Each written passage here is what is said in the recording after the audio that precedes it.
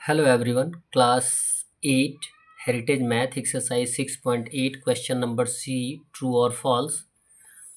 First question is given here, a minus b whole square equal a square plus 2ab plus b square. It is correct identity. Identity क्या ये सही identity है?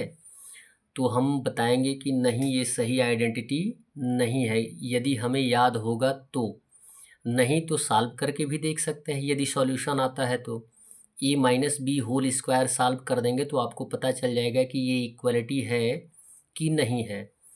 और ये हमें देखने को मिलता है कि हमें आइडेंटिटी याद होनी चाहिए।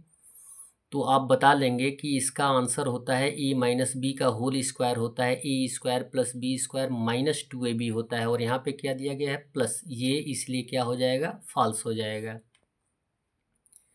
सेकंड क्वेश्चन दिया गया, a constant is not a polynomial. Yes, कोई भी कांस्टेंट पॉलिनोमियल नहीं हो सकता है, क्योंकि जितने भी कांस्टेंट होंगे एक दूसरे के द्वारा सॉल्व हो जाएंगे।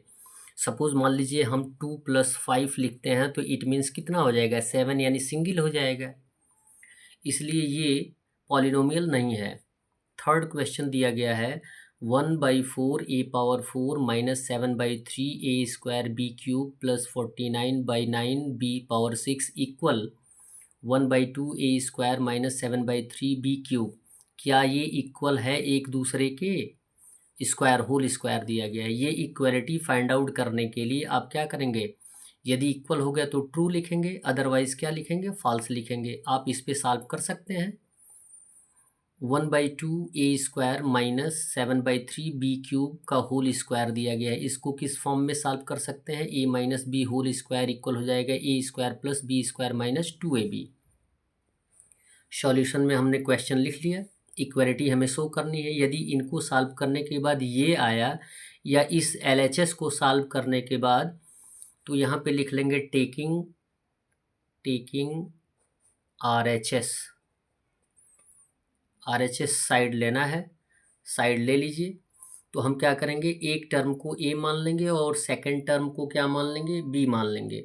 सॉल्व करें, क्या आता है? a square.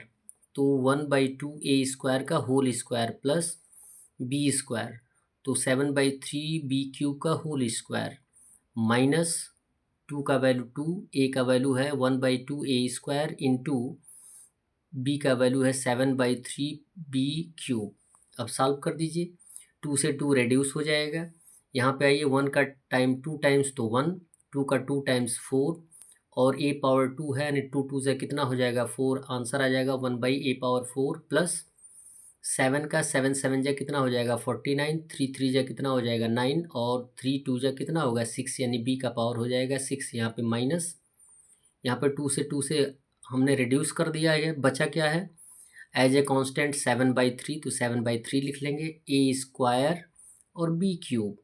अब मैच कर लीजिए यहाँ पे क्वेश्चन में, देखिए इक्वल है क्या? 1/4 a power 4, 1/4 a power 4 plus 49/9 b power 6, 49/9 b power 6 minus 7/3 a square b cube minus 7/3 a square b cube. Same है, तो ये इक्वल है एक दूसरे के। तो इसे हम क्या लिख देंगे? ट्रू लिख देंगे। That's all. वीडियो को लाइक करें और चैनल को सब्सक्राइब करें।